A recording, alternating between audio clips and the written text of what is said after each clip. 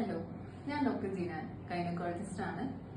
നമ്മൾ ഇന്ന് സംസാരിക്കാൻ പോകുന്നത് പെരിമെനോപോസൽ AUV എന്നൊരു കണ്ടീഷനാണ്. എന്താണ് ഈ പെരിമെനോപോസ്? നമ്മുടെ നാട്ടിൽ നോർമലായിട്ട് ആർത്തവം നിൽക്കുന്ന ഒരു ഏജ് എന്ന് പറയുന്നത് ഒരു 45 മുതൽ 55 വരെയുള്ള ഏജിനിടയ്ക്കാണ്.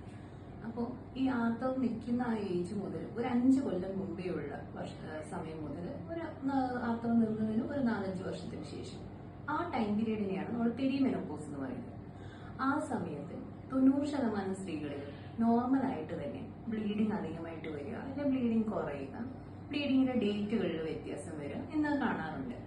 പക്ഷെ അവിടെ പ്രശ്നം എന്താന്ന് വെച്ചാൽ ഈ ബാക്കിയുള്ള 10% സ്ത്രീകളിൽ ഇത് കാണുന്നത് ഉള്ളിലുള്ള എന്തെങ്കിലും അസുഖത്തിന്റെ ലക്ഷണമായിട്ടായിരിക്കാം. ചിലപ്പോൾ ഗർഭാശയത്തിലെ മുഴകളായ ഫൈബ്രോയിഡ്, പോളിപ്പ് എന്നിവയുടെ ലക്ഷണമാവാം. Even uterine cancer, endometrial cancer എന്ന് പറയുന്ന അസുഖത്തിന്റെ പോലും ലക്ഷണമായിട്ട് ഈ ബ്ലീഡിങ് അധികമായിട്ട് വരാം.